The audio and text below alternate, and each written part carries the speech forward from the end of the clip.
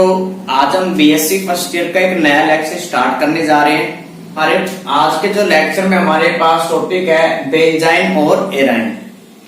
तो सबसे पहले हम बात करते हैं बेंजाइन और एराइन क्या होती है। तो हमारे पास एक एग्जांपल है बेंजीन।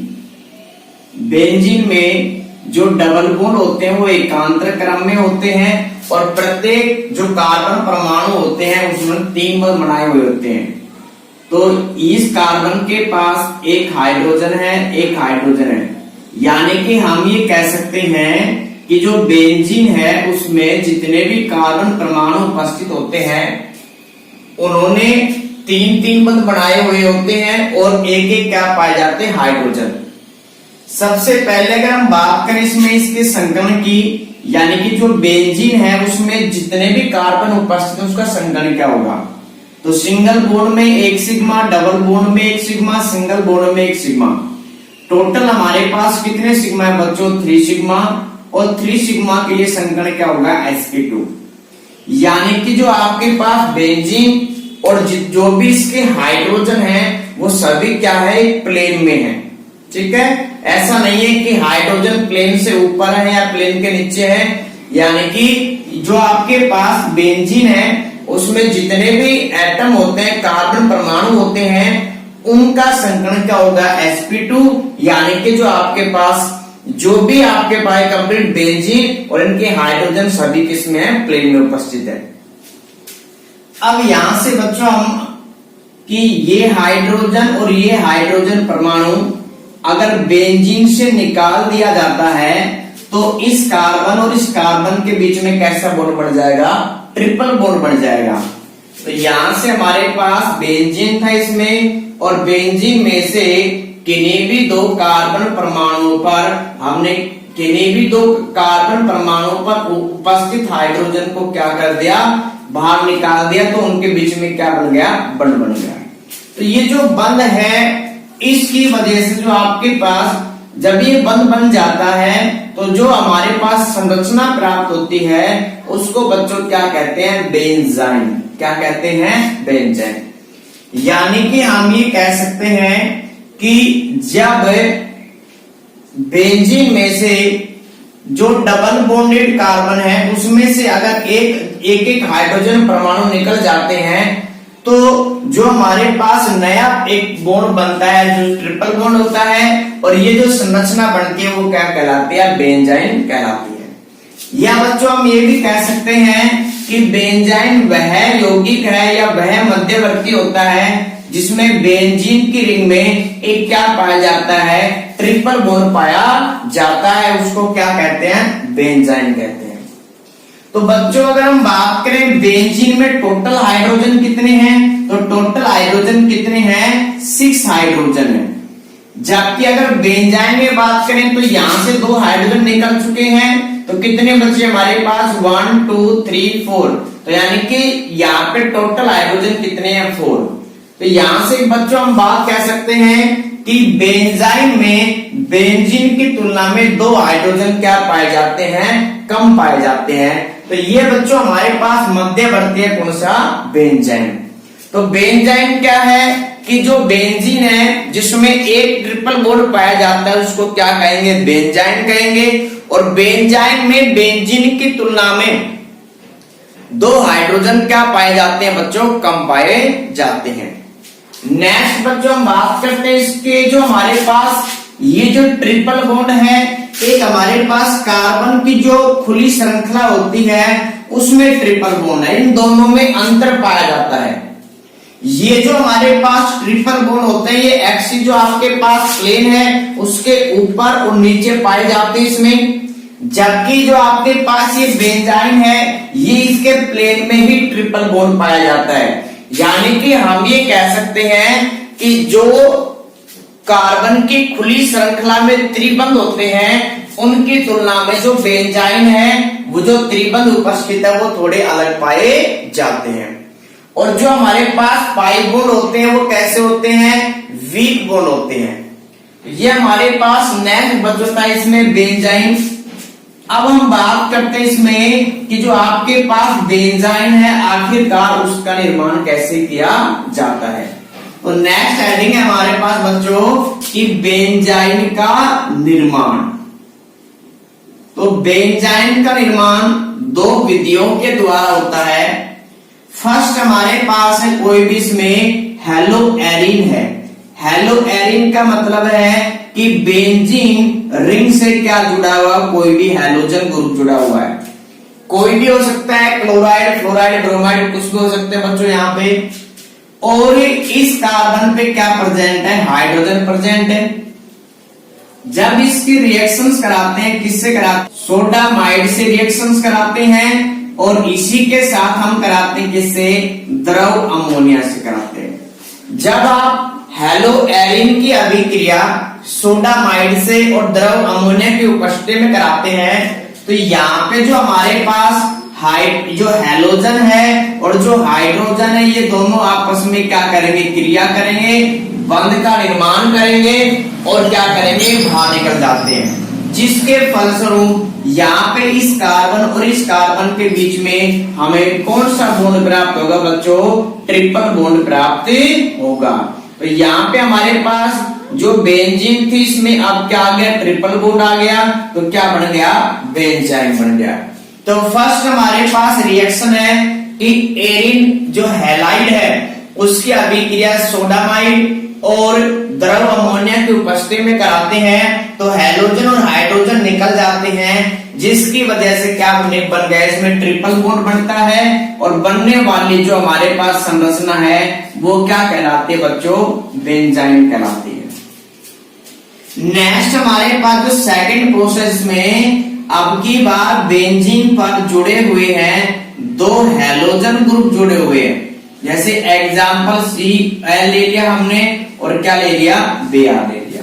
ठीक है, तो इसका नाम होगा इसमें कि अब देखो यहाँ पे कि आपके पास इसको हमने माना 1 पोजीशंस, तो इससे अगले वाली क्या होगी हमारे पास ऑर्थो पोजीशंस, या अगर हम इसको 1 मानते हैं तो इससे अगली वाली क्या होगी, ऑर्थो पोजीशन। यानी कि ये दोनों जो आपके पास हैलोजन है वो किस पोजीशन पे, ऑर्थो पोजीशन पे। तो इसका नाम होगा बच्चों ऑर्थो डाई। हमारे पास हेलो है इसमें, यानी कि हैलोजन है तो क्या लिखेंगे, ortho di hello benzene, ortho di hello benzene या एरिन का इसमें। तो यहां से हमारे पास अब की बार डाई हेलो ग्रुप जुड़े हुए हैं ऑर्थो पोजीशन में। जब इसकी अभिक्रिया हम कराते हैं मरकरी लिथियम से, यानी कि अमलगम की उपस्थिति में कराते हैं तो यहाँ पे हमारे पास Cl और जो Br है ये बाहर निकल जाते हैं और क्या बनाएंगे, एक ट्रिपल बॉन्ड का क्या करेंगे, निर्माण करेंगे। जब ट्रिपल बॉन्ड का निर्माण करेंगे तो बनने वाली संरचना बच्चों फिर से क्या कहलाएगी, बेंजाइन कहलाएगी।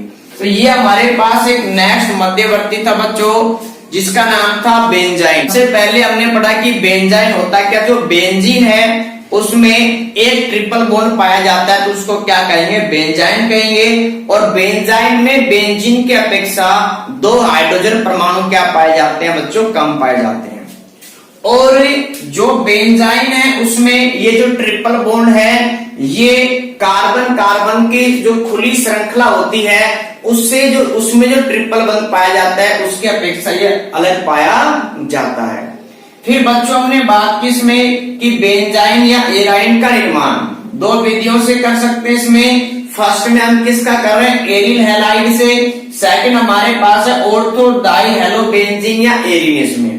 ठीक है, तो ये हमारे पास निर्माण की क्रियाविधि थी। आप बच्चों इसको जल्दी से नोट करो। अगर आपको समझ में आया है तो आप कमेंट करो कि सर हमें समझ में आया है, लाइक करो वीडियो को। और अगर आपको कुछ प्रॉब्लम होती है तो भी आप कमेंट में आप लिखा करो सर ये टॉपिक हमें समझ में नहीं आया, और ताकि आने वाली जो नेक्स्ट वीडियो है उसमें आपका जो प्रॉब्लम उसका सॉल्यूशन हो सके। लेकिन इंपॉर्टेंट पॉइंट आपको याद रखना है, जो भी स्टूडेंट्स अपनी कमेंट को पास करता है यानी कि क्या प्रॉब्लम उसको शेयर करता है तो वो अपना प्रॉपर नाम और कहां से बोल रहा है, किस स्थान से बोल रहा है उसका नाम होना चाहिए। ठीक है, ताकि आने वाले लेक्चर में मैं आपका नाम ले पाऊं। इसके 2 बेनिफिट मिलेंगे आपको। फर्स्ट बेनिफिट आपको ये मिलेगा कि आपकी जो प्रॉब्लम है वो क्या हो जाएगी, प्रॉपर रूप से सोल्व हो जाएगी। सेकंड क्या होगा आपका बेनिफिट कि आपका वीडियो में क्या आएगा, नाम आएगा। ठीक है, तो अगर आप अपना वीडियो में अपना नाम दिलवाना चाहते हो या बुलवाना चाहते हो तो जो भी आपको प्रॉब्लम है उसको शेयर करा करो, कमेंट करा करो और अपने नाम और जगह के नाम लिखकर इसमें। ठीक है, तो ये बच्चों हमारे पास मध्यवर्ती था, इसमें क्या बेंजाइन था। अब जितने भी हमारे पास बेंजाइन थे वो कंप्लीट हो चुके हैं बच्चों। पहले हम थोड़ा बेसिक्स पढ़ लेते हैं कि एग्जाम्पल के तौर पर जो हमारे पास सबस्ट्रेट है, सबस्ट्रेट कौन कौन इसमें कि एक बार तो कार्बन से जुड़ा हुआ ऐसा ग्रुप जिसकी इलेक्ट्रोनेगेटिविटी अधिक होती है। किससे अधिक होती है बच्चों, कार्बन से अधिक होती है। सेकंड जो हमारे पास केस इसमें कार्बन के साथ कोई भी ऐसा ग्रुप जुड़ा हुआ है जिसकी विद्युत ऋणता कम होती है। किससे कम होती है, कार्बन से। थर्ड बच्चों हमारे पास केस होता है इसमें कि कार्बन के साथ जो भी ग्रुप जुड़ा हुआ है उसकी जो विद्युत ऋणता है वो क्या है बच्चों, सेम है। और किसके सेम है, कार्बन के सेम है। तो हम तीन प्रकार के जो सबस्ट्रेट हैं वो लेके चल रहे हैं। अब बात करें इसमें फर्स्ट केस में, तो यहाँ पे हमारे पास कार्बन और हैलोजन या कोई भी ग्रुप जुड़ा हुआ है, इसकी विद्युत ऋणता में अंतर है। ठीक है, जब विद्युत ऋणता में अंतर है तो बंध का विदलन कौन सा होगा बच्चों, विषमांश विखंडन।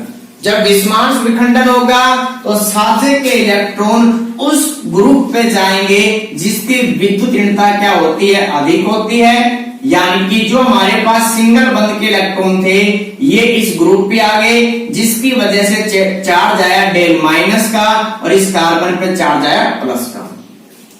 तो यहां पे इस केस में हमारे पास जो भी मध्यवर्ती बनेगा वो हमारे पास क्या बनेगा, कार्बोकेटाइन। क्या नाम है बच्चों इसका, कार्बोकेटाइन। ठीक है, या इसका एक नाम और होता है कार्बोधनाइन। नेक्स्ट कंडीशन हमारे पास, जब कार्बन के साथ कोई भी ऐसा ग्रुप जुड़ा हुआ है जिसकी विद्युत ऋणता कम है तो हमारे पास फिर से इसमें क्या, कौन सा विभाजन होगा, विषमांश विखंडन होगा इसमें। तो आपकी बात जो इलेक्ट्रॉन किस पे जाएंगे, कार्बन पे। तो कार्बन पे चार्ज क्या आएगा, माइनस का। अगर कार्बन पे चार्ज माइनस का आता है तो जो मध्यवर्ती बनता है उसका नाम होता है carb A9. Carb A9.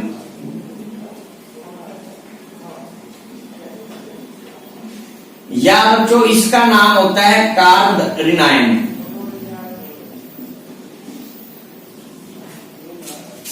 Next अगर हमारे पास दोनों की जो इलेक्ट्रोनेगेटिविटी सेम है तो उसमें जो विखंडन होता है वो होता है समान, और किसका निर्माण होता है, मुक्त मूलक का। तो ये हमारे पास नेक्स्ट मुक्त मूलक बन गए इसमें मध्यवर्ती मुक्त मूलक।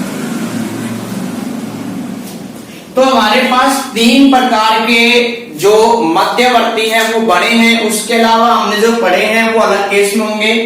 हम सिर्फ इस समय तीन की बात कर रहे हैं कि अगर कार्बन के साथ अधिक विद्युतऋणी परमाणु जुड़ा हुआ है, ग्रुप जुड़ा हुआ है तो बनेगा कार्बोकेटाइन या कार्बोधनाइन। अगर कम विद्युतऋणी जुड़ा हुआ है तो कार्ब एनाइन या कार्बोनाइन। अगर समान ग्रुप जुड़ा हुआ है इसमें विद्युत ऋणता जिसकी समान है तो वो क्या कहलाएगा, मुक्त मूलक। अब बच्चों जो मध्यवर्ती हैं उन पे जो आक्रमण होता है वो किसका होता है, अभिकर्मक का।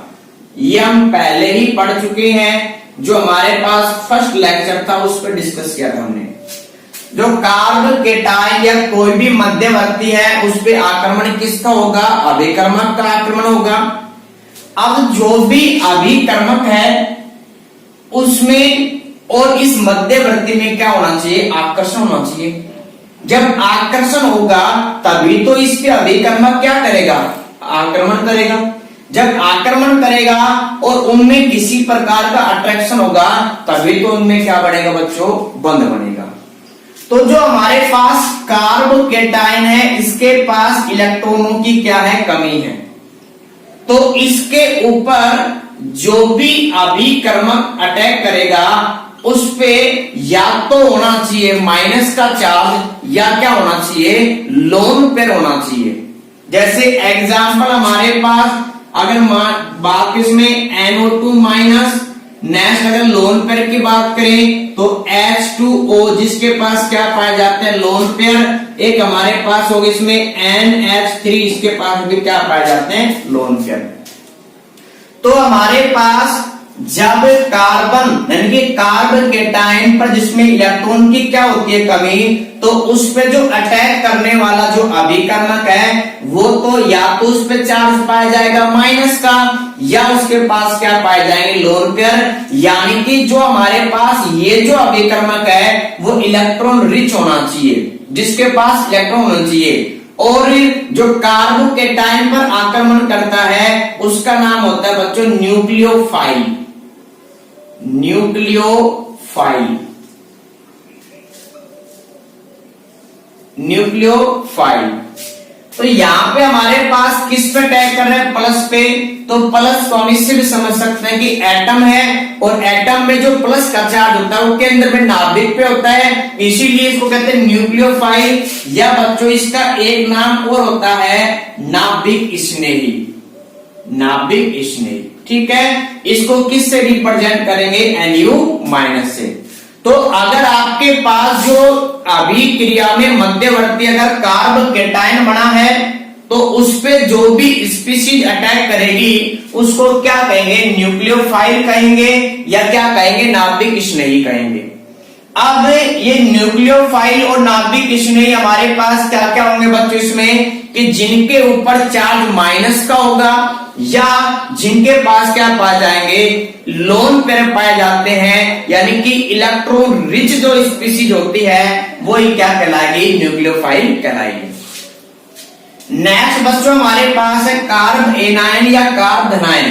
तो यहां पे हमारे पास कार्बन पे चार्ज क्या है, माइनस का है। जब कार्बन पे चार्ज माइनस का है तो इसका मतलब इलेक्ट्रॉन रिच चाहिए, ठीक है। तो इसके ऊपर जो भी स्पीशीज अटैक करेगी या जो भी अभिकर्मक अटैक करेगा उसमें इलेक्ट्रॉन की क्या होनी चाहिए, कमी, तभी तो इसमें क्या होगा, अट्रैक्शन होगा, ठीक है। अगर इलेक्ट्रॉन रिच लेके आए तो उनमें क्या होगा, रिपल्सन बंद नहीं बढ़ेगा। तो इस पे जो अटैक करते हैं इसमें वो अभिकर्मक कहलाता है इलेक्ट्रोफाइल। इलेक्ट्रोफाइल, या इसका नाम हो सकता है इसमें बच्चों इलेक्ट्रॉन स्नेही। इलेक्ट्रॉन स्नेही, ठीक है। अब चार्ज किन पे होता है बच्चों इसमें, यानी कि ऐसे कौन कौन से हमारे पास परमाणु है या अणु है या आयन है जो इलेक्ट्रोफाइल की तरह काम करते हैं। तो फर्स्ट बच्चों इसका जो एग्जाम्पल है कि जितने भी हमारे पास धनायन होते हैं वो उनके पास इलेक्ट्रॉनों की क्या होती है, कमी। जब उनके पास इलेक्ट्रॉनों की कमी है तो वो हमेशा किस पे अटैक करेंगे, कार्ब एनायन पे। यानी कि वो किसकी तरह काम करेंगे, न्यूक्लियोफाइल, इलेक्ट्रोफाइल की तरह क्या करेंगे, काम करेंगे। जैसे एग्जाम्पल Na+ इसमें NH4+ अमोनियम आयन हो गया, तो इसमें इलेक्ट्रॉनों की क्या है बच्चों, कमी है। कोई भी मेटल हो सकता है हमारे पास में कि Na+ हो गया, और भी हमारे पास एग्जाम्पल है। इसी के साथ बच्चों ऐसे यौगिक जिनमें जो केंद्रीय परमाणु है उनका अष्टक पूरा नहीं होता है, उनके पास भी क्या होती है, इलेक्ट्रॉनों की कमी होती है। और वो भी क्या करते हैं कि इलेक्ट्रॉन ग्रहण करें और क्या कर ले, अपना अष्टक पूरा कर ले। मतलब वो भी इलेक्ट्रॉन की तलाश में होते हैं। यानी कि हम ये कह सकते हैं कि ऐसे परमाणु जिनका अष्टक क्या होता है, अपूर्ण होता है, भरा हुआ नहीं होता। जैसे AlCl3, BF3 और NH3 इसमें इसके पास तो नॉन पे होता है, सॉरी इसमें, और BCl3 etc। तो जो हमारे पास इलेक्ट्रोफाइल होते हैं या तो वो धनायन होंगे या क्या होंगे, ऐसे यौगिक होंगे जिनका अष्टक क्या होता है, अपूर्ण होता है इसमें। नेक्स्ट हमारे पास है बच्चों मध्यवर्ती कौन सा है, मुक्त मूलक। तो मुक्त मूलक की बात करें तो यहाँ पे भी जो स्पीशीज है जो अटैक करेगी वो भी क्या कहलाएगी, मुक्त मूलक ही कहलाएगी। क्या कहलाएगी, मुक्त मूलक, यानी कि जिसके पास क्या पाया जाएगा, अयुग्मित इलेक्ट्रॉन। आपके सिलेबस में बच्चों सिर्फ दो ही प्रकार के अभिकर्मक हैं, कौन कौन से, एक तो इलेक्ट्रोफाइल, एक न्यूक्लियोफाइल।